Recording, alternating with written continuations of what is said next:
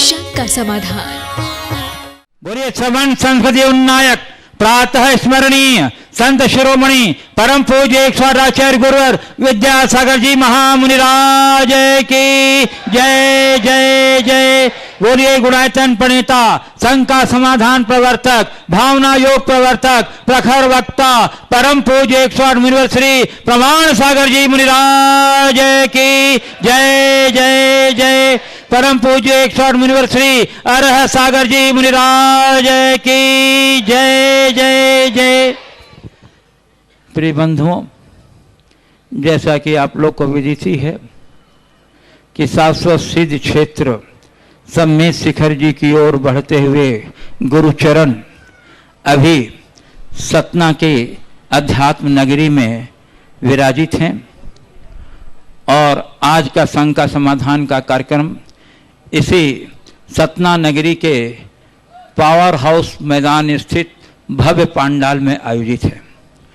आज के इस संघ का समाधान के कार्यक्रम में यहाँ उपस्थित सभी स्थानीय श्रद्धालुजनों का तथा देश और विदेश के विभिन्न स्थानों से गुरु दर्शनार्थ पधारे श्रद्धालुजनों का तथा नगर के विशिष्ट सभी अतिथियों का, नगरवासियों का तथा पारस चैनल और जनवाणी चैनल प्रमाणिक ऐप के माध्यम से प्रसारित होने वाले चैनल के कार्यक्रम से जो घर बैठे अपने टीवी सेट पर देख रहे हैं, आनंद ले रहे हैं, उन सबों का मैं मंगल विहार यात्रा संघ और सतना की समस्त जैन समाज की ओर से हार्दिक हार्दिक अभिनंदन करता हूं। बंधुओं, यह वही सतना नगरी है जहां 16 वर्ष पूर्व गुरुदेव के चातुर्मास से रामायण गीता ज्ञान वर्षा नशा मुक्ति आंदोलन प्रवचन श्रृंखला के माध्यम से अध्यात्म की ऐसी बयार बही थी कि आज तक वह बयार यहाँ कायम है और इस नगरी को अध्यात्म नगरी का दर्जा प्राप्त हुआ है बंधु। और अब पुनः 4 दिन का समय गुरुदेव के शब्दों में आपको मिला है, लेकिन गुरुदेव ने कहा है कि ये 4 दिन नहीं समझना, ये 4 मास से कम नहीं होंगे और इस 4 दिन की अवधि में जो मिलेगा वो कम कहीं नहीं मिलेगा। और पुनः गुरुदेव के चरण आने तक अध्यात्म की बहार इस नगरी में बहती रहेगी और लोग उस सुवास से सुवासित होते रहेंगे। हम सतना वासियों के सौभाग्य की बड़ी सराहना करते हैं कि गुरुदेव का पावन सानिध्य आपको मिला है। मैं आपको लिए चलूं संघ का समाधान की ओर। इसके पूर्व हम लोग सभी मिल करके पूज्य गुरुदेव के चरण कमलों में त्रिवार नमोस्तु निवेदित करते हुए उनके मंगल में आशीर्वाद से अपने को अभिषिक्त करके साथ करेंगे। तो हाथ जोड़िए, मस्तक झुकाइए और बोलिए मेरे साथ, नमोस्तु गुरुदेव, नमोस्तु गुरुदेव, नमोस्तु गुरुदेव।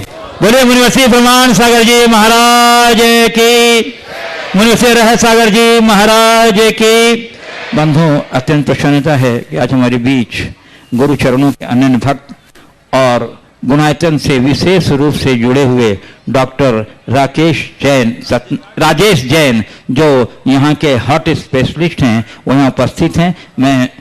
मैं उन्हें सपरिवार आमंत्रित कर रहा हूं, वो कृपया पधारें और गुरु चरणों में श्रीफल भेंट कर आशीर्वाद ग्रहण करें। और गुणायतन की ओर से उनका सम्मान करने के लिए मैं आमंत्रित कर रहा हूं श्री रमेश जी जैन जो गुणायतन ट्रस्टी हैं और संरक्षक गुणायतन श्री ऋषभ जी जो मिर्जापुर उत्तर प्रदेश से पधारे हैं। उन दोनों महानुभावों को मैं आमंत्रित कर रहा हूँ। इंजीनियर श्री रमेश जैन जो गुणायतन ट्रस्टी और संरक्षक गुणायतन श्री ऋषभ जी मिर्जापुर से पधारे हैं जो उनका भावभीना सम्मान करेंगे। और सम्मान के इस क्रम में आप अपनी तालियों का अवदान देकर के बंधु डॉक्टर पीएन जैन साहब उपस्थित हैं, तो आ जाइए ऊपर मंच पर। और डॉक्टर राजेश जैन साहब, चलिए अभी शायद वो उपस्थित नहीं है। और बंधुओं, आज का जो सत्र है संघ का समाधान का, विशेष रूप से यहाँ के जो डॉक्टर्स एसोसिएशन है उनके लिए समर्पित है।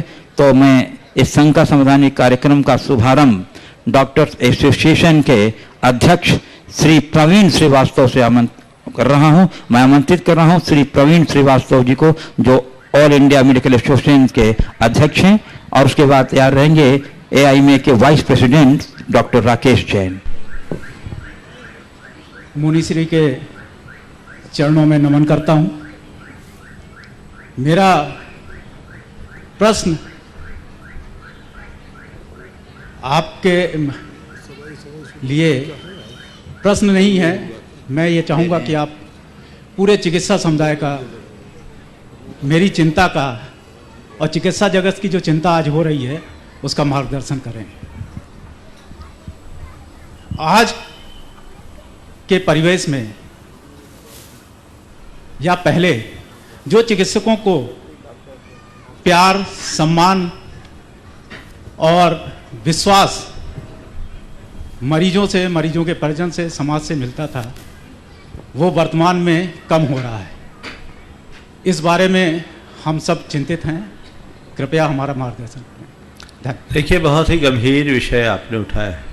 अगर लोगों की शब्दावली में बात करूं तो कई बार लोगों के मुख से ये शब्द सुनने को मिलता है, डॉक्टर ने लूट लिया।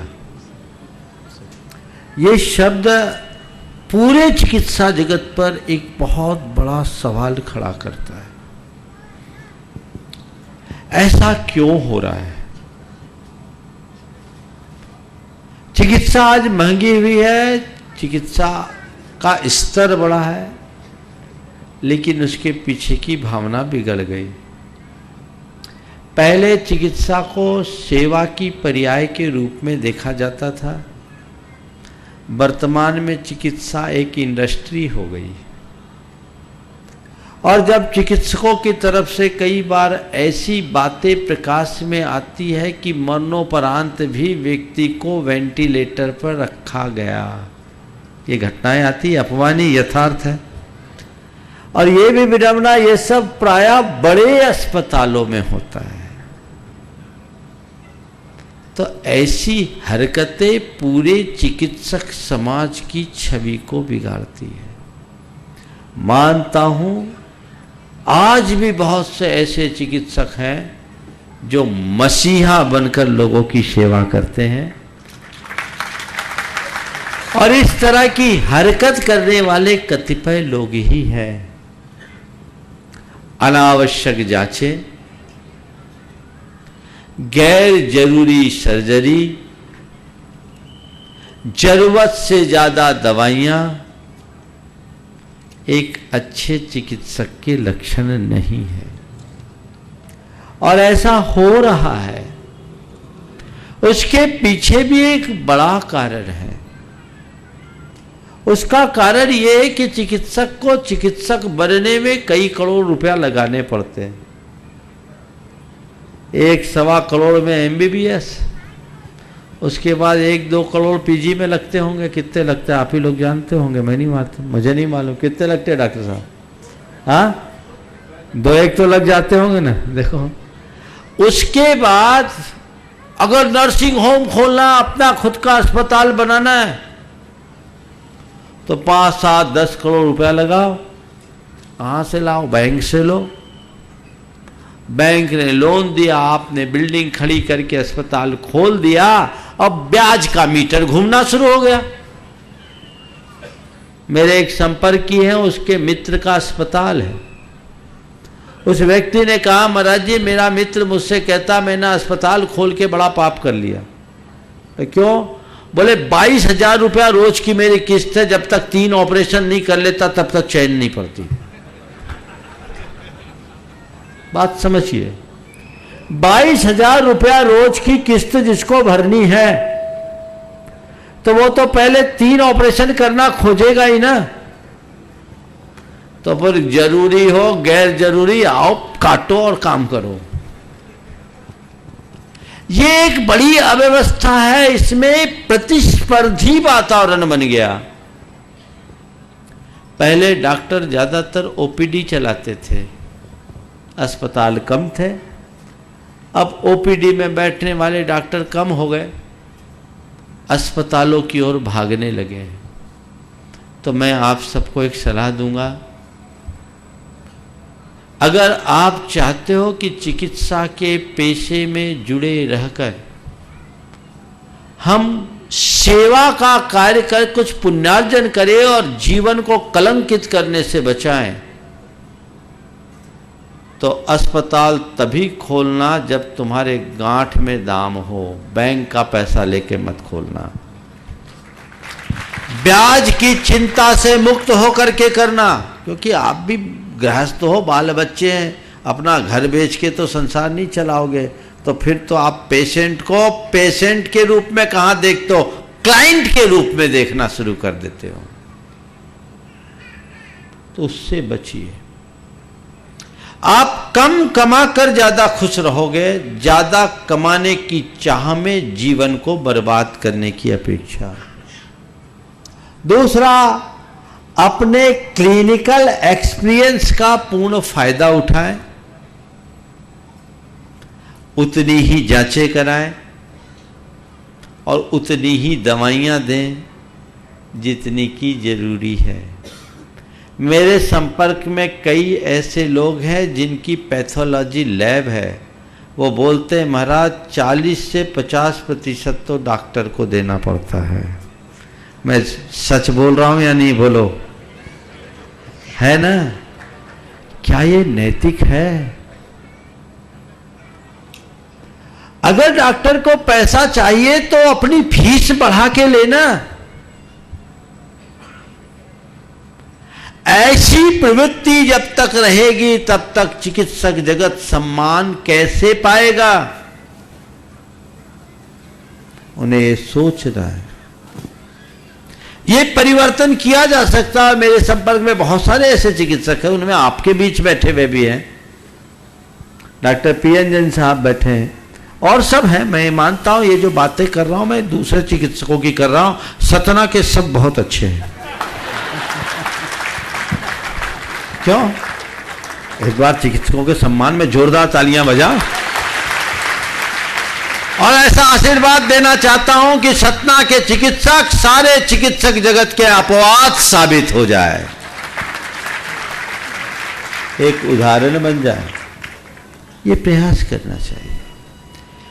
अर्थ प्रधान युग है और अर्थ लिप्सा की दौड़ने होड़ने हमारी संवेदनाओं को लीन लिया है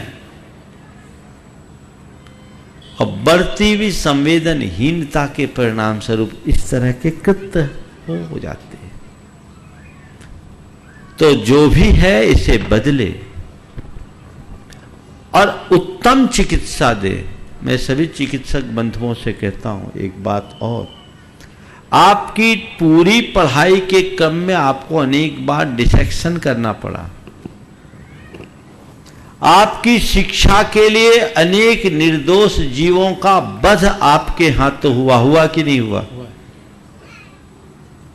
मुझसे बहुत सारे लोग बोलते हैं महाराज हमने मेडिकल की पढ़ाई की, ऐसा हो गया, अब क्या करें? बोले इसकी एक ही प्रायश्चित है, जो वाकई में गरीब और जरूरतमंद है उनकी निःशुल्क चिकित्सा करके पश्चाताप करो, सेवा करो,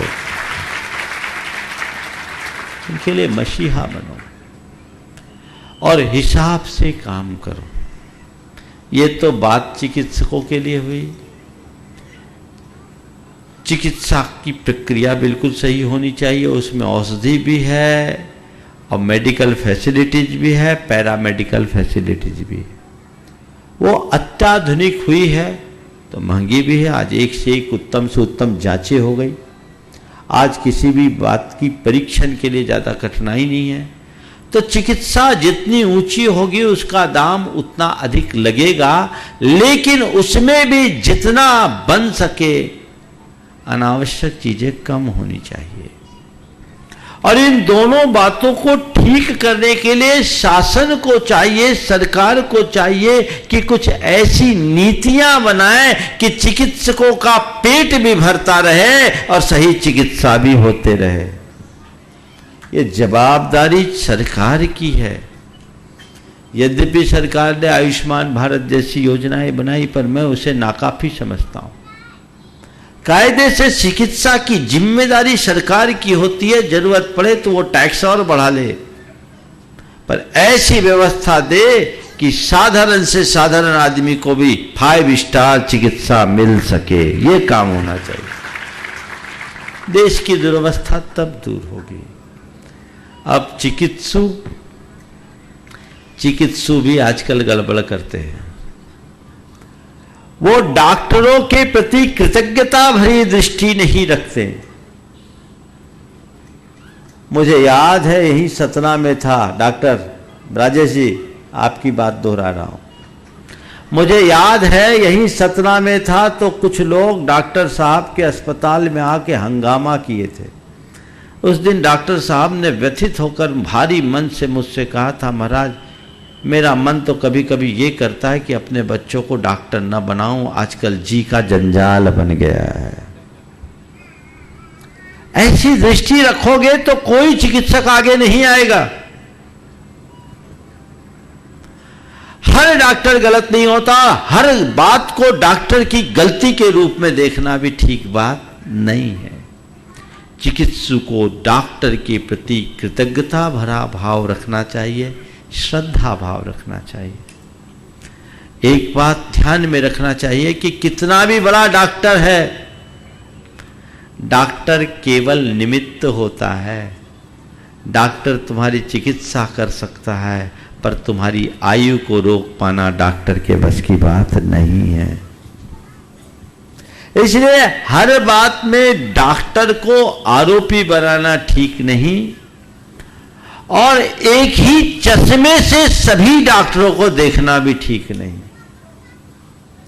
यदि तीनों बातें ध्यान में रखी जाए तो मैं समझता हूं आपकी जैसी व्यथा किसी के जीवन में नहीं आएगी, सब सुरक्षित रहेंगे। और हमें यही भावना रखनी चाहिए।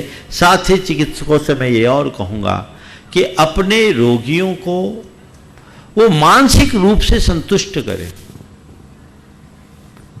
जो प्लेसिबो इफेक्ट बढ़ाए। अगर चिकित्सक थोड़ा सा सद्भावनापूर्ण व्यवहार करके चिकित्सकों के अपने चिकित्सु रोगियों के प्रति थोड़ा ध्यान दे तो बहुत अच्छा काम हो सकता है। उनके साथ उनका आत्मीय संवाद जुड़ने से उनकी बीमारियां काफ़ी हद तक ठीक हो सकती है। मैं समझता हूं पर्याप्त हो गया। Doctor Rakesh Jain, vice president AIMA, और उसके बाद तैयार रहेंगे डॉक्टर वेंकटेश अग्रवाल, सतना। मुनि चरणों में नमोस्तु नमोस्तु नमोस्तु। मेरी व्यथा ये है महाराज जी कि हम डॉक्टर्स लोग अपने मेडिकल प्रोफेशन में बहुत ज़्यादा व्यस्त रहते हैं, जिसकी वजह से सामाजिक और पारिवारिक जिम्मेदारियां पूरी तरह से नहीं निभा पाते। तो कृपया मार्गदर्शन दें कि हम ये दोनों के बीच में कैसे चल सकते हैं। ये हमारी बहुत बड़ी व्यथा है। देखिए, बात बिल्कुल सही है और ये व्यथा तो बड़ी है, पीड़ा ही है। डॉक्टरों को तो 24 घंटे 7 दिन वाला काम होता है, और ख़ासकर उस डॉक्टर को जिसकी नर्सिंग होम और घर एक ही जगह हो, उसको तो बहुत दिक्कत होती है। हर व्यक्ति को अपने प्रोफेशन के साथ न्याय तो करना चाहिए, पर प्रोफेशन के साथ साथ पर्सनल लाइफ का, फैमिली लाइफ का, सोशल लाइफ का और रिलीजियस लाइफ का भी ध्यान रखना चाहिए। इसके लिए चाहिए कि कुछ प्राथमिकताएं तय करें। मैं बहुत सारे चिकित्सक बंधुओं को जानता हूं जो अति व्यस्ततम चिकित्सकों में एक हैं, जो अंतर्राष्ट्रीय स्तर पर स्थापित हैं, लेकिन इसके बावजूद वो अपनी व्यवस्था ऐसी बनाए हैं कि वो अपने लिए, अपने परिवार के लिए, समाज के लिए और धर्म के कार्य के लिए भी पर्याप्त समय निकाल लेते हैं। आप सबके बीच डॉक्टर PN जैन खड़े हैं। खड़े हो जाए डॉक्टर साहब, एक परिचय जरूर कराना चाहूँगा। ये टाटा मेमोरियल के बड़े सीनियर ऑन्कोलॉजिस्ट हैं और पूरे चिकित्सक जगत के लिए एक आदर्श हैं। आदर्श इसलिए कि ये गरीबों के मसीहा हैं। कोई भी कैंसर का रोगी इनके पास पहुंचता है, ये सब से ज़्यादा प्राथमिकता उसे देते हैं। और कई बार तो ऐसा भी हुआ है, चिकित्सकीय सहायता देने के साथ साथ उनके ऑपरेशन और अन्य चीज़ों का खर्चा भी ये अपने जेब से भी करते हैं, नहीं कर, और अधिक हो जाए तो औरों से करवा देते हैं, और इनके पास पर्याप्त समय रहता है। ये साल में 4-5 बार तो मेरे ही पास आ जाते हैं। अभी कल के आए हुए हैं और अभी इनका 2 दिन का कार्यक्रम और है। तो ये चीजें हैं, व्यस्तता तो आपकी बनी रहेगी। डॉक्टर और वकील टायर्ड हो जाए रिटायर्ड नहीं होगा, समझ गए ना? टायर्ड भले हो जाए रिटायर्ड नहीं होगा। तो हमें खुद तय करना होगा कि हमें कैसा क्या करना है। इमरजेंसी आपातकालीन सेवाओं को छोड़कर बाकी चीजों को आप अगर सुव्यवस्थित कर दे तो आप सबके साथ न्याय कर सकेंगे। डॉक्टर वेंकटेश अग्रवाल सतना, उसके बाद तैयार रहेंगे डॉक्टर रजनीश जायसवाल जी। श्रद्धेय मुनि जी, जिनके दर्शन मात्र से जीने की इच्छा होती है, जिनके ओजस्वी शब्द हृदय में राग द्वेष को निश्चल प्रेम में परिवर्तित करने की क्षमता रखते हैं, ऐसे परम पूज्य मुनि को हम सब सानिध्य में पाकर धन्य हैं। हार्दिक कृतज्ञता। धरती माँ के गोद में मेरे ख्याल से जीवन का खेल सृजन और विनाश से जुड़ा हुआ ही होता है। कई बार इतने सालों के बावजूद, अत्याधुनिक चिकित्सा से संबंधित होने के बावजूद, हर व्यक्ति में कोशिकाओं का व्यवहार कई बार कई भी कैलकुलेशन के बाद समझ में नहीं आता है। उसके लिए कोई आध्यात्मिक सूत्र या स्वास्थ्य का सूत्र जीवन मित्र के माध्यम से क्या हो सकता है, मार्गदर्शन करें। बहुत अच्छी, आप खड़े रहे 2 मिनट। बहुत ही अच्छी बात आपने उठाई कि अत्याधुनिक चिकित्सा सुविधाओं से संबद्ध होने के बाद भी कोशिकीय व्यवहार हर व्यक्ति का अलग अलग होता है, एक सा नहीं रहता। इस पर नियंत्रण के लिए अध्यात्म हमारे लिए बहुत अच्छा साधन है, और वह साधन है भाव शुद्धि का। चूंकि आप एक चिकित्सक हैं तो मेरी बात को बहुत अच्छे से समझ सकेंगे। जो काम औषधियां करती है वही काम बहुत अंशों में हमारे भावों से भी हो सकता है। आप सब इस बात को अच्छे तरीके से स्वीकार करते हैं कि हमारी भावनाओं का हमारी अंतःस्रावी ग्रंथियों से गहरा संबंध है, और ये बात भी आप स्वीकार करेंगे कि अंतःस्रावी ग्रंथियां हमारी कोशिकीय प्रणाली को भी प्रभावित करती है ना। तो जब अंतःस्रावी ग्रंथियां प्रभावित होती है हमारी भावनाओं से, तो हम भाव शुद्धि को अपनाएं। चिकित्सकीय जो भी सुविधाओं का हम लाभ लें, लेकिन उसके साथ साथ अगर हम भाव शुद्धि लेकर के चले तो हो सकता हमें चिकित्सा की ही जरूरत न पड़े। हमारी संस्कृति में एक बड़ी पुरानी कहावत है, दवा से ऊंचा स्थान दुआ का है। ये कहावत है। आप चिकित्सक बंधु भी अपना 100% देने के बाद भी कहते हैं अब तो ऊपर वाले पर है। ये सब क्या है? ये हमारे भावों को ही प्रेरित करने की चीजें हैं। तो हमें चाहिए कि हम अपने भावनात्मक स्वास्थ्य पर ध्यान दें। आपके एलोपैथ में स्वास्थ्य की क्या परिभाषा है, मैं आपके मुख से सुनना चाहूंगा, थोड़ा बताइएगा। माइक पे बोलिए। एलोपैथी में स्वास्थ्य का लक्षण, माइक पे बोलिए आप। स्वास्थ्य चूंकि हिंदी शब्द है तो मैं स्वास्थ्य को परिभाषा जो स्वयं में स्थित हो, हेल्थ का आप एलोपैथी से पूछ रहा हूं मैं, बाकी तो मैं इस spiritual, physical, mental and social wellbeing, ये एलोपैथ मानता है। जी जी जी, स्पिरिचुअल, मेंटल, सोशल और फिजिकल। बहुत सुंदर। यदि ये बात एलोपैथ मानता है तो हमारी संस्कृति में भी स्वास्थ्य की यही परिभाषा बताई गई। सम धातु समाग्निश्च समानश्च मलक्रिया प्रशांत आत्मा इंद्रिय मनश्चेति स्वस्थयति विधीयते। जिसकी धातु सत्य हो, जिसकी अग्नियां स्वस्थ हो, जिसका मल स्वस्थ हो, जिसके बात पित्त कफ रूप त्रिदोष समान हो, जिसकी आत्मा प्रशांत हो, इंद्रियां शांत हो और मन निर्मल हो, वो स्वस्थ हो। तो आपने जो बात कही फिजिकल के साथ मेंटल, स्पिरिचुअल और सोशल सब बैलेंस होना चाहिए। पर आज not मियर absence of the disease, बिल्कुल बहुत सुंदर। केवल बीमारी के अभाव का नाम स्वास्थ्य नहीं है, जीवन के संपूर्ण संतुलन का नाम स्वास्थ्य है। इसलिए मैं आप सभी चिकित्सक बंधुओं से कहूंगा, आप बीमारी का इलाज तो करते हो, बाकी चीजें प्रिस्क्रिप्शन में क्यों नहीं लिखते?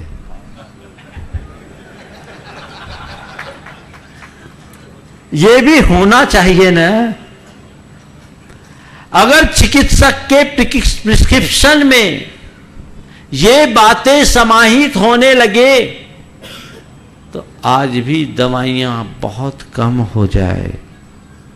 अभी बहुत सारे चिकित्सक जो मेरे संपर्क में आए भावना योग करने के बाद, डॉक्टर के.एम. गंगवाल तो अनेक बार इस मंच से बोले, वे अपने प्रिस्क्रिप्शन में भावना योग भी कराते देते हैं। अगर मुझे अनुकूलता मिली तो एक दिन जरूर आप लोगों के बीच भावना योग कराऊंगा और मैं चाहता हूं पूरा चिकित्सक जगत उसका लाभ ले। और उन्होंने ये पाया कि जब भावना योग साथ में जोड़ते हैं तो लोगों को थायराइड जैसी बीमारी के लिए जो गोलियां हैं धीरे धीरे कम होने लगी है। और कई लोग जो 25 से 50 mg तक लेते थे उनकी तो छूट ही गई। तो क्यों ना हो, जब कोई चिकित्सक अपना प्रिस्क्रिप्शन लिखे तो इन बातों को भी समायोजित करे। अगर ऐसा करने लगेंगे तो इस देश की बहुत बड़ी सेवा होगी। डॉक्टर रजनीश जायसवाल सतना, उसके बाद तैयार रहेंगे डॉक्टर अभिषेक जैन, बीएमओ देवेंद्र नगर। माननीय मुनिवर के सादा चरणों में मेरा प्रणाम। मेरा जो सवाल था उसका जवाब तो आपने वैसे ही दे दिया है सब कुछ। सवाल यही था कि हम जो चिकित्सक दिन रात पढ़कर एक डिग्री लेकर या जो भी नर्सिंग होम बना करके अपनी पूरी ज्ञान की गंगा पूरी तैयारी से हम अपने मरीजों का अच्छे से अच्छा इलाज करने का प्रयास करते हैं। 20 साल पहले हमें बिल्कुल टेंशन नहीं रहता था कि हम मरीज को किस प्रकार से ट्रीट करें।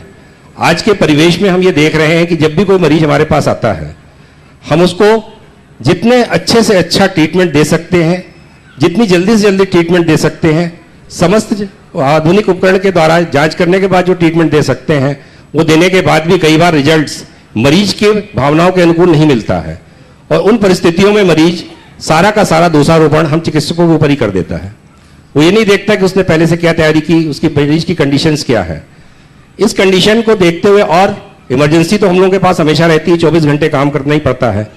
इन सब परिस्थितियों में जब कोई मरीज हमारा एक्सपायर हो जाता है तो ये निश्चित है कि जितना मरीज के परिवारजन जितना उस मरीज को देखकर दुखी होते हैं, उससे ज्यादा हम लोग भी अपने पे उस चीज को महसूस करते हैं। और कई बार ऐसा लगता है कि कहीं ना कहीं आत्मग्लानिता हम पे आ जाती है कि हमने क्या सचमुच में कहीं कुछ गलत किया।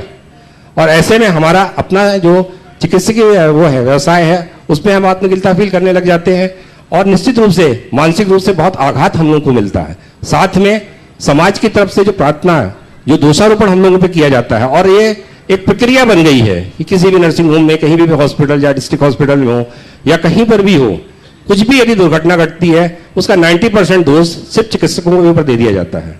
इस आघात से हम लोग बहुत विचलित हैं। इन सबको देखते हुए हमारे बच्चे भी हमारी जो जीवन की नित्य नई की जो जीवन शैली है उसको अपनाने से नकारने लग गए हैं। और लगता है कि बोलते हैं कि पापा आप लोग इतना सब पढ़ने के बाद भी अगर इस तरह की जीवन शैली गुजार रहे हो तो क्या हम लोग भी उस प्रकार की जीवन शैली गुजारे हैं? इन सब बातों को लेकर हम लोग बहुत दुखी हैं। कृपया मार्गदर्शन दीजिए। देखिए, आपने बहुत बड़ा दर्द प्रकट किया है और ये दर्द आपका नहीं, मैं समझता हूँ सभी चिकित्सक बंधुओं का है और ऐसा उचित नहीं है। चिकित्सकों को लेकर के आम धारणा इस तरह की बनाना कतई उचित नहीं है। एक बार एक डॉक्टर से मेरी बात हुई, तो उन्होंने कहा महाराज आजकल तो कई बार हमारा क्लिनिकल एक्सपीरियंस कहता है कि कोई जांच की ज़रूरत नहीं है, ये हो जाए, फिर भी हम लोगों को जांच लिखनी पड़ती है क्योंकि डर लगता है कहीं कुछ गड़बड़ हो जाए तो ये कंज्यूमर फोरम में न चला जाए। ये एक दिक्कत है। मीडिया भी नकारात्मकता को फैलाता है और फिर कोई वकील साथ में मिल जाए तो कहना क्या, बड़ी गड़बड़ियाँ हो जाती है। वो गुरबेल और नीम में चढ़ जाए तो बड़ा गड़बड़ होता है। हमें हर बात को पूर्वाग्रह मुक्त होकर तटस्थ भाव से देखना चाहिए, तभी हम सही न्याय कर पाएंगे। यदि ऐसी तटस्थता नहीं होगी तो जैसा आपने कहा आने वाले दिनों में हम अच्छे चिकित्सकों को नहीं पाएंगे। क्यों आगे बढ़ेंगे? इसलिए परिवर्तन होना चाहिए सोच में। और चिकित्सकों की छवि कोरोना काल में बहुत अच्छे से उभर गई कि चिकित्सक कितना मसीहा होता है। जिस समय कोरोना का खौफ था उस समय चिकित्सकों ने अपनी जान हथेली में रखकर लोगों की सेवा की। क्या एक कम बड़ा योगदान है? यदि उस समय डॉक्टर्स नहीं होते तो हमारे देश का क्या, दुनिया का क्या होता? तो लोगों को किसी भी क्षेत्र में नकारात्मक रवैया नहीं अपनाना चाहिए। हर बात को सकारात्मकता और तटस्थता के साथ देखना चाहिए। डॉक्टर अभिषेक जैन, बीएमओ देवेंद्र नगर, और उसके बाद तैयार रहेंगे डॉक्टर प्रमोद पाठक, सिविल सर्जन, सतना। गुरुवर के चरणों में बारम्बार नमोस्तु नमोस्तु। महाराज जी, मेरा प्रश्न ये था कि हम चिकित्सक गर्भपात के लिए बहुत सारे हमारे हॉस्पिटल में, सरकारी अस्पताल में बहुत सारी महिलाएं आती हैं और हम लोग को इसकी ट्रेनिंग भी दी जाती है। महाराज जी, मेरा ये था कि अगर हम गर्भपात करते हैं तो गलत कर रहे हैं, और अगर नहीं करते हैं तो अपने कर्तव्यों से मूर्ख हो रहे हैं, दूर हो रहे हैं। तो इस पर महाराज जी कृपया प्रकाश डालने के कि क्या करना चाहिए ऐसी कंडीशन में। क्या गर्भपात कराने की गर्भपात कराने की इजाजत सरकार देती है? जी सर। किन परिस्थितियों में? मैं उसके बहुत सारे हैं, कॉन्ट्रासेप्टिव फेल्यूर हो जाए या कोई ऐसी बीमारी है अंदर, कंजेनिटल डिफेक्ट हो रहा है, इन कंडीशनों में, या दंपति नहीं चाह रहा, बीवी नहीं चाह रहा है, तो उन कंडीशनों में महाराज जी गवर्नमेंट इजाज़त देती है कि आप 12। देखिए, ऐसा है, चिकित्सक के हाथ में बहुत कुछ होता है। वो नहीं चाह रहा है और आप उसमें सहभागी बन रहे हैं तो अवांछित पाप के भागी तो आप बन ही रहे हो। ऐसे समय में अगर थोड़ी से कुशलता का प्रयोग करो और सामने वाले को समझा बुझा दो, उसका मन बदल दो, तो आप दोनों बातों से बचोगे। पाप से भी बचोगे और कानून के डर से भी बचोगे। दोनों चीज़ों से बच सकते हैं। हमें ऐसा ही रास्ता अपनाना चाहिए, बीच का रास्ता निकाल करके काम करना चाहिए। लेकिन कितनी भी आवश्यकता हो, हमें गर्भपात जैसा कुकृत्य कभी करना ही नहीं चाहिए। केवल एक ही अपवाद, जब जच्चे और बच्चे की जान पर खतरा हो। मेरे ख्याल से ऐसे प्रकरण बहुत कम आते होंगे, ज़्यादातर अवांछित संतानों के आते हैं। पर उसके लिए, उसके निमित्त इस तरह का कृत्य करना घोर अवांछनीय और निंदनीय है। हम इनसे बचना चाहिए। डॉक्टर प्रमोद पाठक, सिविल सर्जन, सचना। नमस्ते महाराज जी, मैं जो प्रश्न लेके आया था, पूछना चाहता था, पूर्ववर्ती चिकित्सकों ने सब पूछ लिया। बहुत अच्छा। तो उसका जवाब तो मुझे मिल गया उनके द्वारा, प्रश्नों द्वारा। किंतु मैं अब कुछ से हट के पूछना चाहता हूँ कि जो कुछ भी हम अपने मानस पटल में किसी व्यक्ति के बारे में सोचते हैं, चाहे वो मरीज हो चाहे कोई अन्य हो, अच्छा बुरा जो भी, क्या उसका एक ऊर्जा के रूप में उस पर प्रभाव पड़ता है, और क्या अपने स्वयं के ऊपर भी प्रभाव पड़ता है इसका? बहुत अच्छा सवाल आपने किया। इसका बेहद प्रभाव पड़ता है। इस पूरे ब्रह्मांड में ऊर्जा का अपार भंडार है। हम ऊर्जा का ग्रहण कर सकते हैं, ऊर्जा का प्रक्षेपण कर सकते हैं, एक दूसरे को बांट भी सकते हैं। जैसे पानी जहां से बहता है उसे जैसी मिट्टी का संसर्ग मिलता है उसका वैसा रंग बन जाता है। ब्रह्मांड की ऊर्जा जैसे व्यक्ति के बीच से गुजरती है वो वैसी हो जाती है। आजकल दो शब्द ज्यादा रूढ़ हो गए, पॉजिटिव एनर्जी और नेगेटिव एनर्जी। जो व्यक्ति सकारात्मक हो, शांत हो, संत प्रवृत्ति के हो, उनसे सकारात्मक ऊर्जा निकलती है और उनके संसर्ग में आने वाली ऊर्जा भी सकारात्मक हो जाती है। और जो व्यक्ति उग्र मिजाजी हो, अशांत हो, व्यग्र और बेचैन हो, नकारात्मकता से भरा हो, उसके अंदर से नकारात्मक ऊर्जा ज़्यादा निकलती है और उसके आसपास की ऊर्जा भी नकारात्मक होती है।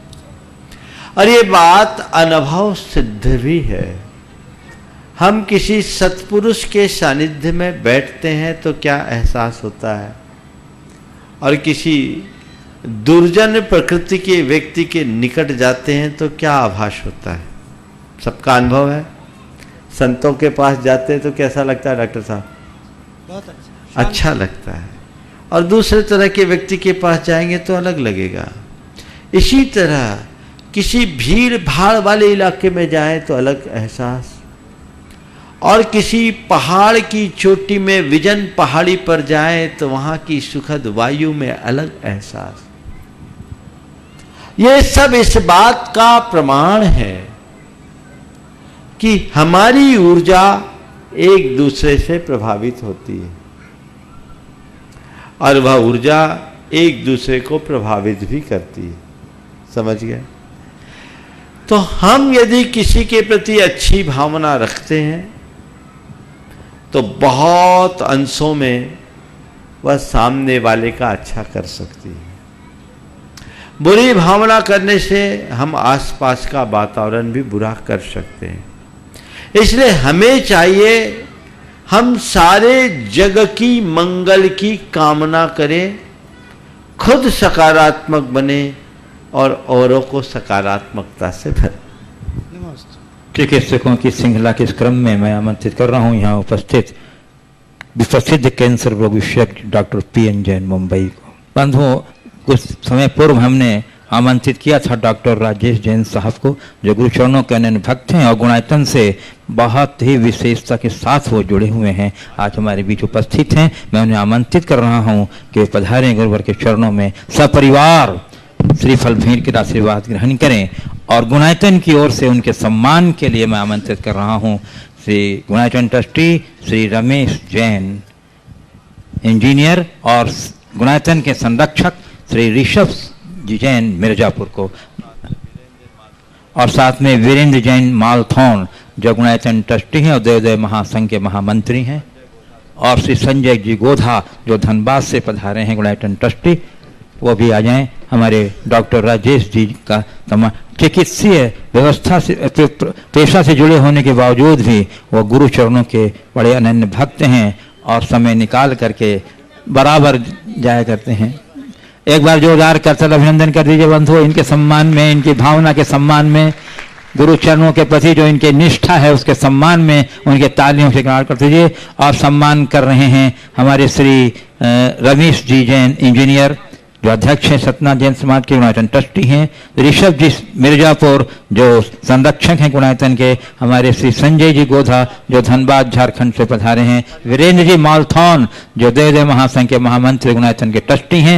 ये सभी सम्मान कर रहे हैं हमारे डॉक्टर राजेश जैन साहब का।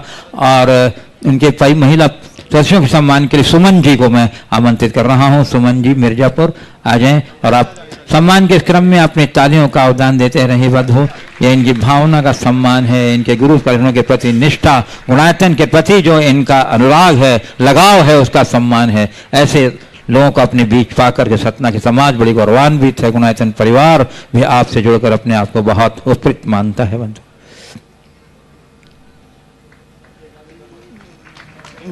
गुरुदेव, इस श्रृंखला को मैं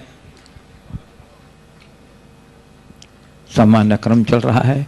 सद्भावना का दुपट्टा पहना के सम्मान किया जाता है, बहुमान की माला पहना के सम्मान किया जा रहा है, यशस्विता का तिलक लगे सम्मान किया जा रहा है और स्मृति चिन्ह भेंट करके सम्मान दिया जा रहा है। आप अपनी उद्गार के स्वरूप तालियों का अवदान दे करके सम्मान की गरिमा को बढ़ा दीजिए। गुरुदेव, एक प्रश्न HDFC म्यूचुअल फंड के CIO श्री प्रशांत जी जैन ने अभी अभी भेजा है यहाँ से, चूंकि यहाँ पर चिकित्सक लोग भी बैठे हैं इसलिए प्रासंगिक है कि फास्ट फूड की परिभाषा क्या है और इसका सेवन क्यों उपयुक्त नहीं है। फास्ट फूड की क्या परिभाषा, बाकी परिभाषा अपनी जगह, पर मैं एक अपनी परिभाषा आपको बताता हूं। जो बने जल्दी और पचे देर से उसका नाम फास्ट फूड। ठीक है ना? क्यों ये परिभाषा पसंद आई? जो बनाने में देर न लगे, तुरंत बन जाए, लेकिन पचाने में वस्तुतः ये सब हमारी प्रकृति के विरुद्ध है। सारे चिकित्सक बंधु बैठे हैं।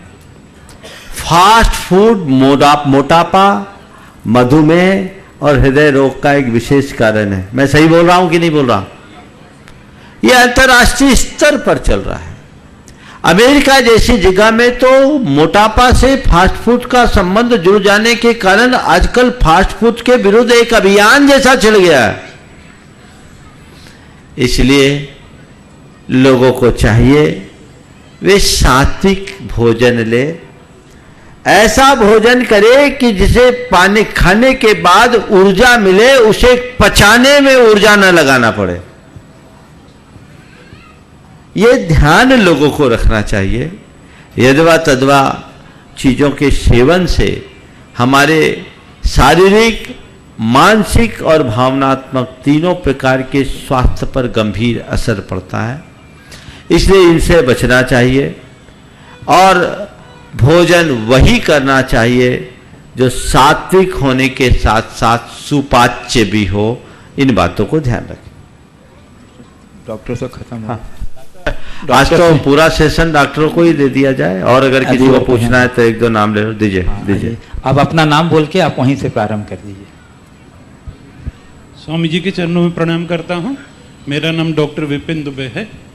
स्वामी जी, मैं ये पूछना चाह रहा हूँ कि डॉक्टर के रूप में जब हमारा, आपने ये तो बोला कि रिटायर नहीं होता डॉक्टर, लेकिन जब अपना कैरियर खत्म होने वाला होता है तब हमें ये ना सोचना पड़े कि हमने वो नहीं किया जो हमें करना चाहिए था। तो हमें चिकित्सक के रूप में क्या करना चाहिए, कैसा समाज को दें और अपने लिए भी। बहुत अच्छी बात है। देखिए, चिकित्सा एक कर्म भी है, चिकित्सा एक धर्म भी है और चिकित्सा एक पेशा भी है। रिटायरमेंट के पहले तक चिकित्सा में पेशा हो और चिकित्सा में कर्म हो।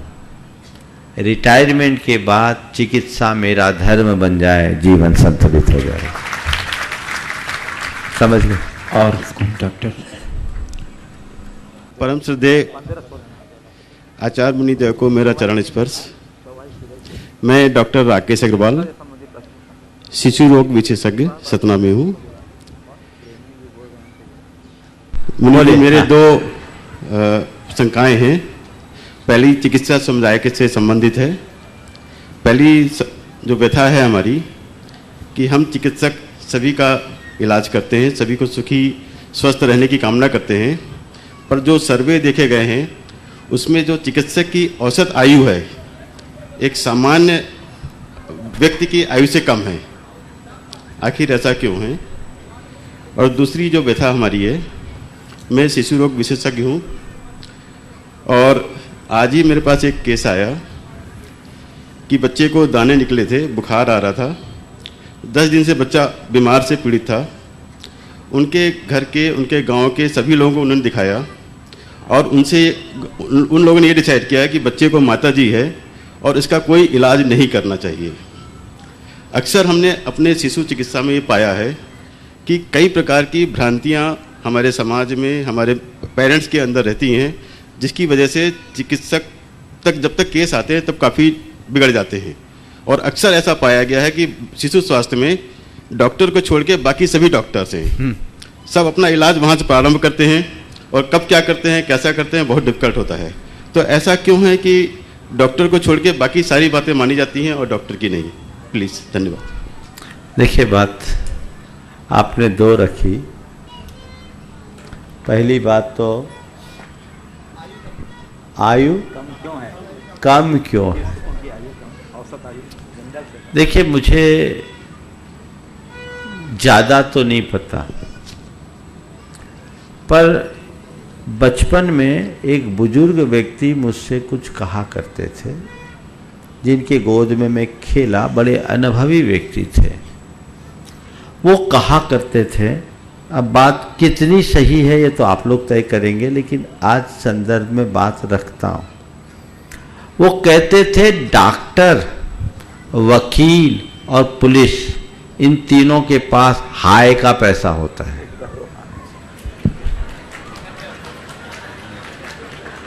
बुजुर्ग थे, अनुभवी थे, वो क्यों हाय का पैसा, समझिए इस चीज को, इसके पीछे जुड़ी हुई मनोभावना को समझना है।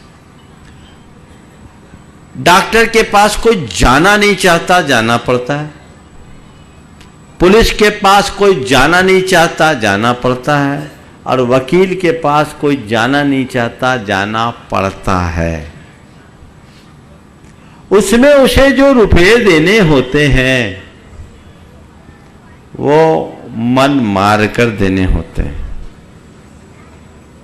हालांकि मैं इसे एकांगी नजरिए से नहीं देखता।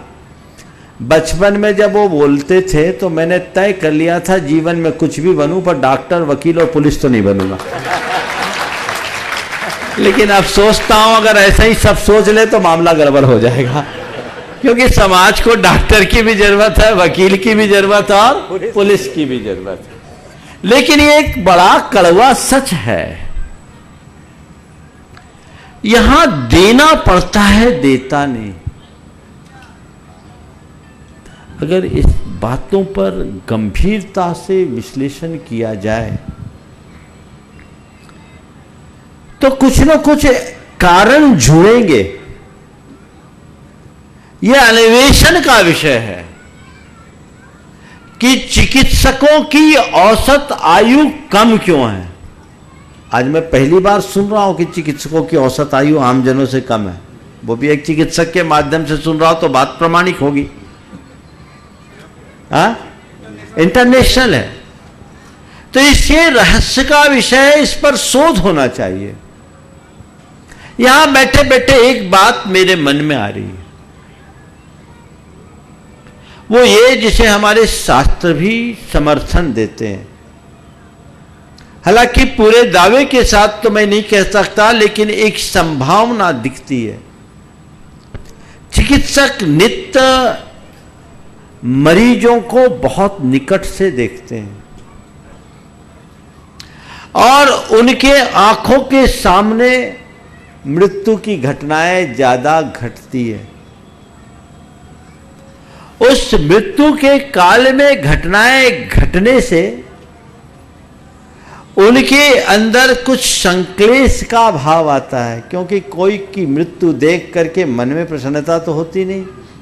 भले एक ही दिन में कई लोग जाए, मन में तकलीफ तो होती है।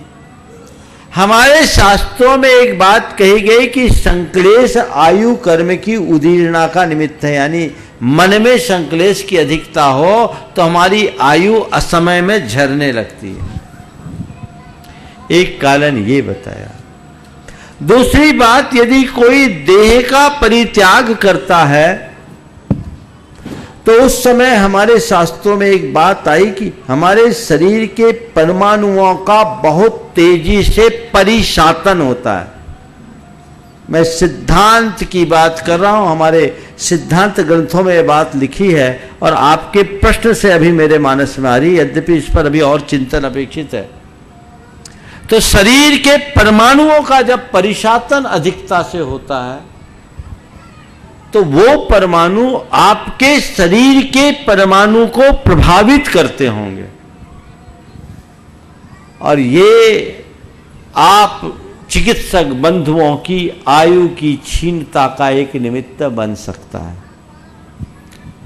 तो महाराज आपने तो डरा दिया, अब तो कोई डॉक्टर बनना ही नहीं चाहेगा।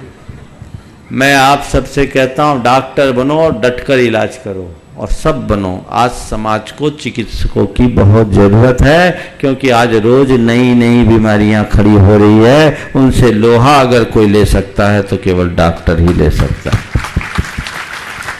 भले तुम्हारी आयु और लोगों से कम हो, पर तुम्हारी पहचान भी सारे संसार में अलग है और अलग होनी चाहिए।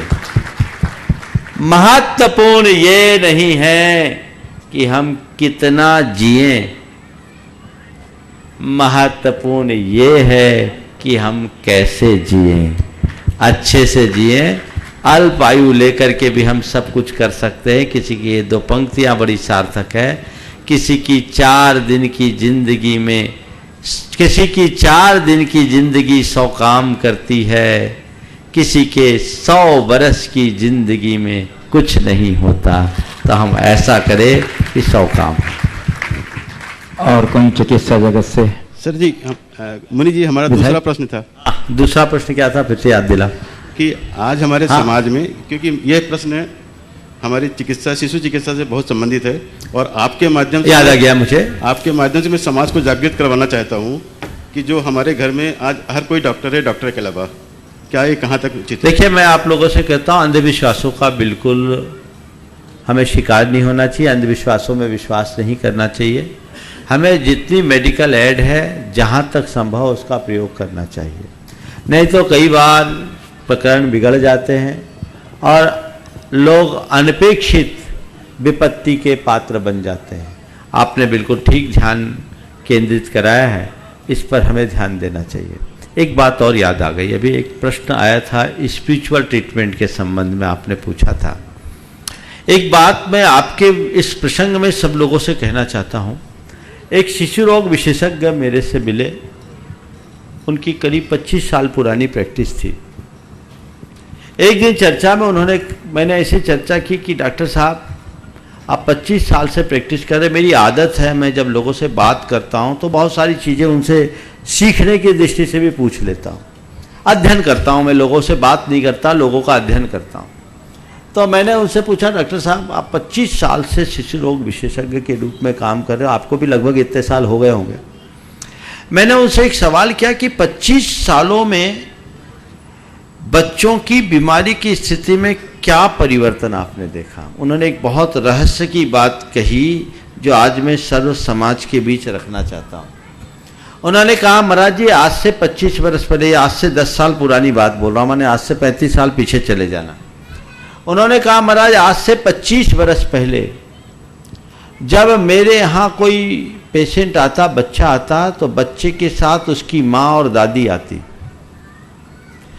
मेरे पास कोई पेशेंट आता तो बच्चे के साथ उसकी माँ आती, दादी आती, और बच्चे की माँ बच्चे की पीड़ा को देखकर घबराती तो उसकी सास कहती, बेटा चिंता मत कर, मैं हूं ना,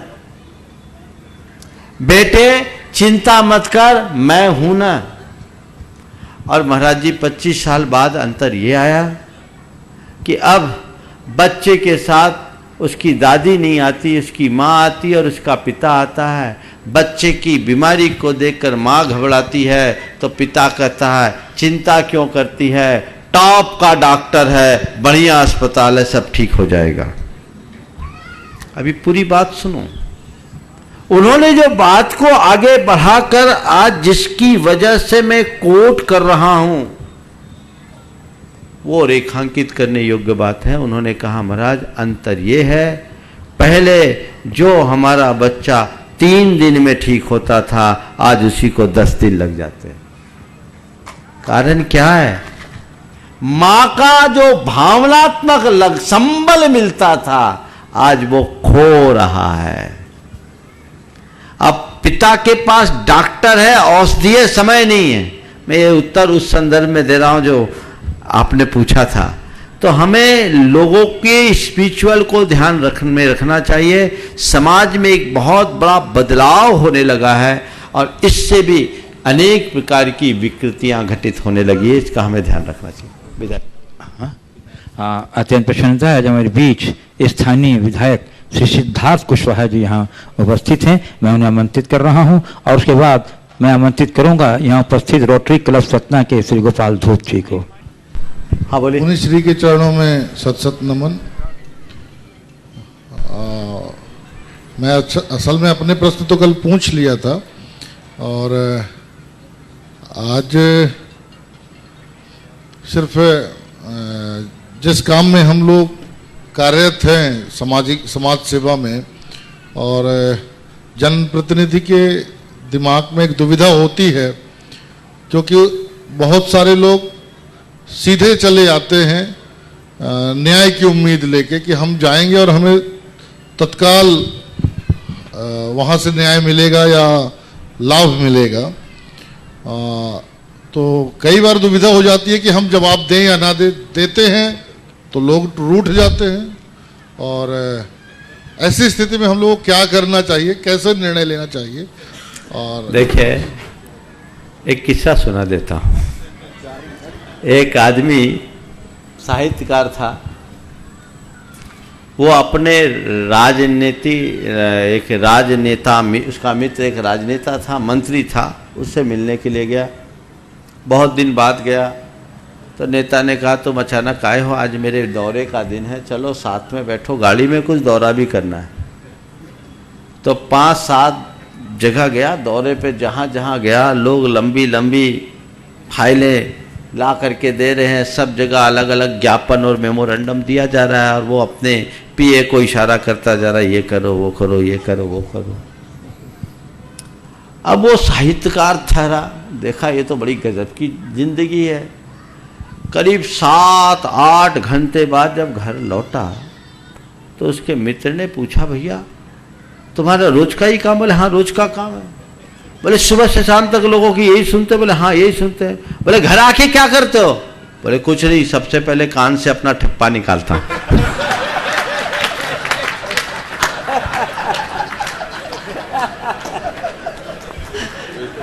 अब बाकी मैं कुछ नहीं कहूंगा। हालांकि ये बात तो मैंने विरोध में की है, पर हर व्यक्ति को व्यवहार कुशल होना चाहिए। यदि सीधी सीधी बात करोगे तो निश्चित रूप से आप सफल नहीं होंगे। मैं कान में ठप्पा लगाने की बात तो नहीं करता, पर इतना जरूर कहना चाहता हूं, सामने वाले का काम कर पाओ या न कर पाओ, आपकी सीमाएं होती है, व्यवस्था होती है। आज प्रधानमंत्री से भी कोई चाहे तो सब काम नहीं करा सकते, पर अपने व्यवहार से सामने वाले को संतुष्ट जरूर किया जा सकता है, और जो इसमें सफल होता है वो जनता के दिलों में राज है। श्री गोपाल धूप जी, रोटरी क्लब सतना, उसको आते आ रहेंगे। हाँ, क्या नाम? मैं डॉक्टर सुनील अग्रवाल। अच्छा। श्री चरणों में सादर प्रणाम। आदरणीय, मेरा एक सवाल है। जनरली क्या होता है, लोग बोलते हैं कि चिकित्सकों ने चिकित्सा को एक व्यवसाय बना रखा है। मेरा एक कहना है कि वकील लोग वकालत करते हैं, चार्ट अकाउंटेंट भी एक व्यवसाय करते हैं, सभी बिजनेसमैन व्यवसाय करते हैं। व्यवसाय ईमानदारी से होता है, और डॉक्टर्स लोग भी व्यवसाय ईमानदारी से करते हैं। हम जो प्राइवेट प्रैक्टिशनर है वो व्यवसाय ही करते हैं। हम हमारा प्रोफेशनल चिकित्सा का है और हम उसका व्यवसाय करते हैं, मगर हम व्यवसाय ईमानदारी से करते हैं। तो लोग ये क्यों कहते हैं कि चिकित्सा को एक व्यवसाय बना दिया है? चिकित्सा तो एक व्यवसाय है ही, प्राइवेट चिकित्सा तो एक व्यवसाय ही है। देखिए, बात बिल्कुल सही है, मार्गदर्शन करिए। मैंने इस विषय में प्रकाश डाल दिया। व्यवसाय तो है, लेकिन ध्यान रखना, अन्य व्यवसायों में और चिकित्सा के व्यवसाय में अंतर है। अन्य व्यवसाय केवल जीवन के निर्वाह के लिए होता है, और चिकित्सक का कर्म जीवन को बचाने का है, सब जगह से आस छोड़ कर आए। हमारे शास्त्रों में ये तक बताया है कि चिकित्सक की संपूर्ण भरण पोषण का दायित्व समाज का है। पुराने जमाने में भी होता था, आज भी वो चिकित्सा करे और उसके लिए पैसा ले, इसमें कोई भी गलत काम नहीं है। बस गलत जो बात मैंने की वो पद्धति की है। गलत पद्धति से न करे तो कहीं कोई कठिनाई नहीं होगी। एकांगी रूप से देखे कि चिकित्सा एक व्यवसाय है तो ये बात ठीक नहीं। रोटरी क्लब सतना के श्री गोपाल धूप जी, और उसके बाद तैयार रहेंगे श्री सौभाग्य केसरी वैश्य महासम्मेलन के युवा इकाई के जिलाध्यक्ष। मुनिश्री के चरणों में मेरा नमन। मेरा प्रश्न ये है कि वर्तमान युग में व्यक्ति अपनी महत्वाकांक्षाओं के पीछे उसकी दौड़ में अपनों को भूल रहा है, कृपया मार्गदर्शन करें। कारण क्या है और समाधान क्या है इसका? अपनों को इसलिए भूल रहा है क्योंकि सपनों में खो रहा है। सपना टूट जाए, सत्य को जान ले तो सब अपने को पहचान ले। श्री सौभाग्य केसरी जी वैश्य महासम्मेलन युवा इकाई के जिलाध्यक्ष। उसके बाद आनेंगे राकेश तिवारी स्वदेशी जागरण मंच के विभागीय संयोजक। श्री मुनिश्री 108 प्रमाण सागर जी महाराज, अरय सागर जी महाराज के चरणों में मेरा सादर प्रणाम। मेरा आपसे मैं अपना विचार रखना चाहूँगा गुरु जी की जैसे अपन कोई भी नया कर्म करने जाते हैं तो उसमें हमारे मन में शंकाएं बहुत सारी होती हैं, उसके बाद मन में भय भी बना रहता है। क्योंकि मैं युवा हूँ तो जैसे मैं शिक्षा जगत की बात करूँ तो युवाओं में काफ़ी भय होता है कि हमको आगे क्या करना है। व्यवसाय, क्योंकि कोई युवा जब नया व्यवसाय चालू करता है तो उसके भी मन में भय होता है, और अगर शादी संबंध में भी वो जाना चाहता है तो उसके मन में भी भय होता है। तो मैं आपसे आपका आशीर्वचन चाहूँगा कि हम युवाओं को दें। देखिए, भय मन की एक दुर्बलता है, लेकिन इसे नियंत्रित किया जा सकता है। अगर आपके मन में आत्मविश्वास हो, सोच में सकारात्मकता हो, तो आपके ऊपर भय कभी हावी नहीं होगा। जो भी निर्णय ले पूर्ण आत्मविश्वास के साथ ले और सोच को सकारात्मक रूप में सकारात्मक बनाते हुए अपने निर्णय को साकार करें। कई बार लोगों से गलतियां होती है, गलतियां होनी बड़ी बात नहीं है, लेकिन गलती होने के बाद भी यदि हमारे मन में सही जज्बा हो तो हम अपनी गलतियों को भी सही साबित करने में समर्थ हो सकते हैं। इसके लिए अभ्यास करना चाहिए और उसी अनुरूप जीवन का प्रयास होना चाहिए। आज समय पूर्ण। अच्छा, एक सवाल कर लीजिए। हाँ, राकेश तिवारी जी स्वदेशी जागरण मंच के विभागीय संयोजक। युग दृष्टा श्रद्धेय मुनिवर को सादर नमन। एक समाधान की आकांक्षा है कि वर्तमान परिदृश्य में आधुनिकता की होड़ में जो नई पीढ़ी वर्तमान समय पे जो है उसमें पारिवारिक विखंडन की स्थिति बहुत चिंताजनक है। और एक सर्वे के अनुसार 3 से 5 वर्ष की अवधि में लगभग 20 से 22% जो परिवार हैं उनमें डाइवोर्स की स्थिति आ जाती है। इस बदले हुए परिवेश में आध्यात्मिक दृष्टिकोण से भगवत गीता में वर्णित क्या पुरुष एवं प्रकृति का जो अवधारणा है क्या इसमें कुछ मदद कर सकती है? जी देखिए, ये अवधारणा बहुत मददगार है। दरअसल ये सब चीज़ें जो हो रही है विखंडन, ये किसकी वजह से हो रही है? ये सब भ्रांति के परिणाम स्वरूप हो रही है। हर कोई भ्रमपूर्ण जीवन जी रहा है, जीवन के यथार्थ से अनभिज्ञ होकर जी रहा है और अपने अहम को संपुष्ट करने में लगा हुआ है। भ्रम का निवारण हो, जीवन के सत्य को जाने तो अहम अपने आप दूर होता है। आज जितने भी विखंडन के प्रकरण हैं उन सब की जड़ में मूलतः अहम है। अहंकार के कारण ही क्रोध, हिंसा और उत्पीड़न जैसे कृत्य होते हैं। हमें उसे समाप्त करना और वह प्रकृति पुरुष की पूरी व्यवस्था को, जिसे हम दूसरे शब्दों में कहें जड़ चेतन की व्यवस्था को जो लोग समझ ले, उनकी अविद्या, उनका अज्ञान दूर होगा, जीवन के यथार्थ का बोध होगा तो सब समस्याओं का समाधान होगा। हमें चाहिए कि हम आध्यात्मिक चेतना को जगाने का उपक्रम करें ताकि भौतिकवादी सोच से बचा जा सके। जैन महिला मिलन के अध्यक्षा अर्चना जैन और उनके साथ अनीता जैन अवंती एक सवाल पूछ लेंगे, फिर सभी सदस्य खड़े हो जाएं। नमोस्तु नमोस्तु नमोस्तु। महाराज श्री, हमारा प्रश्न है, प्रतिज्ञा में बंद कर अधर्म का साथ देना कहाँ तक उचित है? जैसे भीष्म पितामह ने ज्ञानी होने के बाद भी अधर्म का साथ दिया, फिर भी उनका यश और गुणगान है, ऐसा क्यों? देखिए, भीष्म पितामह के जीवन में एक बात जरूर रही कि ज्ञानी होने के बाद भी अधर्म का साथ दिया, लेकिन भीष्म पितामह के पूरे जीवन के इतिहास को पलटकर देखो, उनने अपने जीवन में कोई भी प्रतिज्ञा खंडित नहीं की। वो अपने वचन के पक्के थे और पूरे जीवन काल उन्होंने ऐसा किया।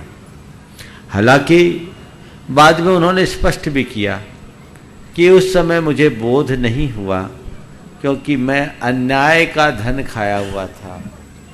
अब मेरे अंदर का, जब वो सर पर लेटे थे, सरसैया पर लेटे थे, उनके शरीर से रक्त बह चुका था, तब उन्होंने कहा था कि अब मेरे शरीर का विकृत रक्त निकल गया, तब मेरे अंदर सद्बुद्धि आई।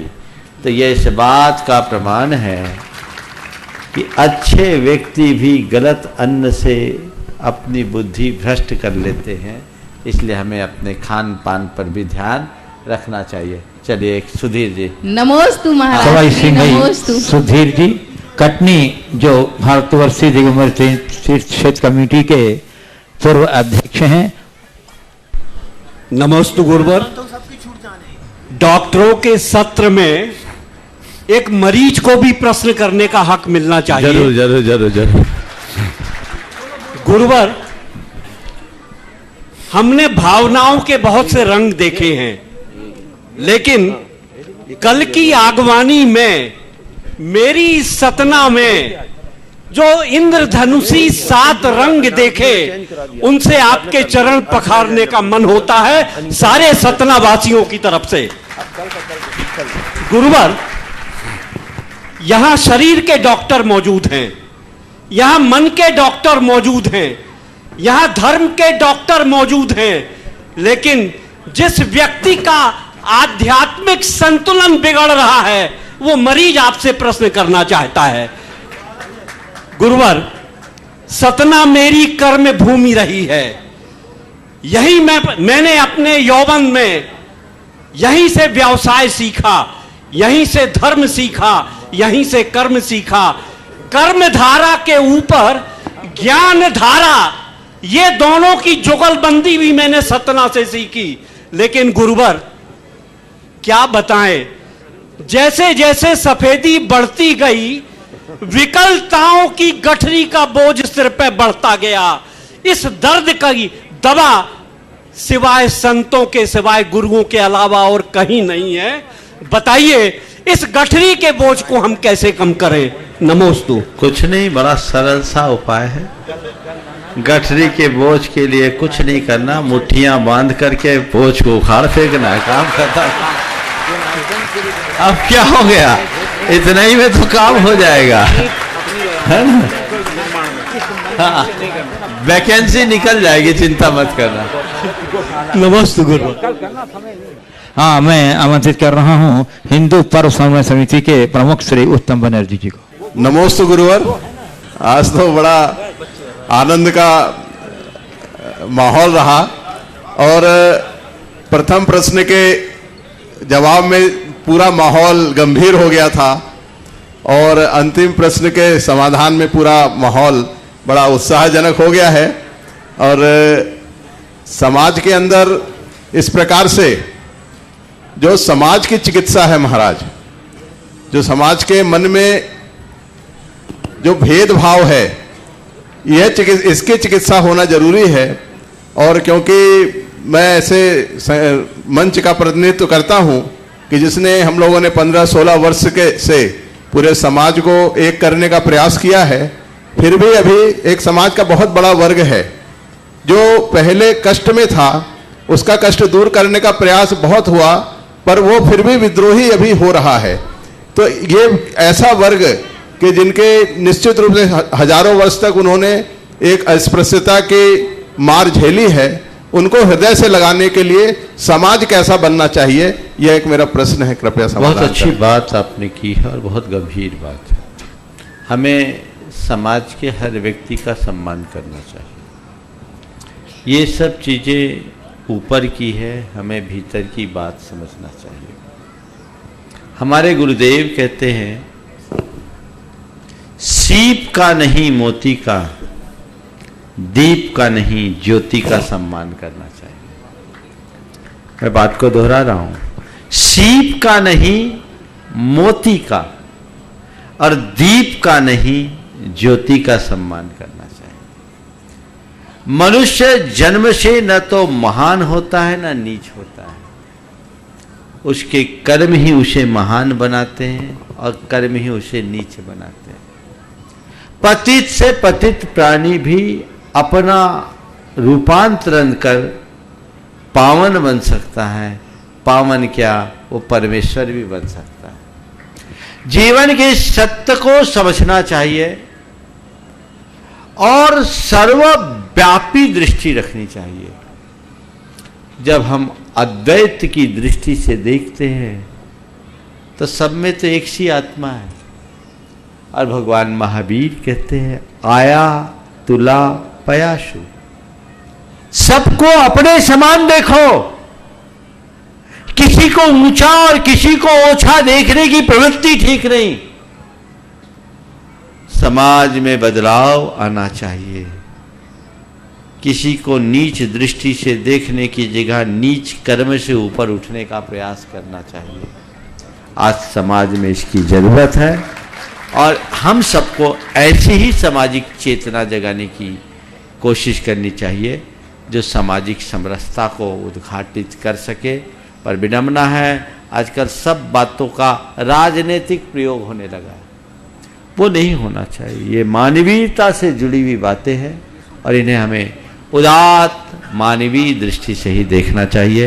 समय आप सबका परिपूर्ण हो गया, बल्कि आज एक छोटा बच्चा गौशाला के लिए गुल्लक देना चाहता है। 10 मिनट ज़्यादा भी हो गया, इसलिए बच्चे का बुला लो। अरहम जैन जो अपने गुल्लक को भेंट देना चाहता है गौशाला के लिए और अपनी एक भावना भी रखना चाहता है।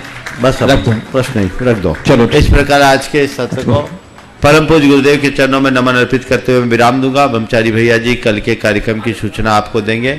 कल भी आपको सुबह प्रवचन और शाम को शंका समाधान। आज तो थोड़ा विलंब से, क्योंकि वहाँ कार्यक्रम था, लेकिन कल हम 3 बजे आएंगे और 3:15 से ये कार्यक्रम प्रारंभ होगा, जो पूरे 1 घंटे होगा। इसलिए आप लोग समय निकाल करके आइएगा और प्रातःकाल का जो समय है 8:50 से प्रवचन का ओर दीजिएगा। सभी लोग ब्रह्मचारी भैया जी से कल के कार्यक्रम की पूरी रूपरेखा सुन करके ही स्थान छोड़ेंगे।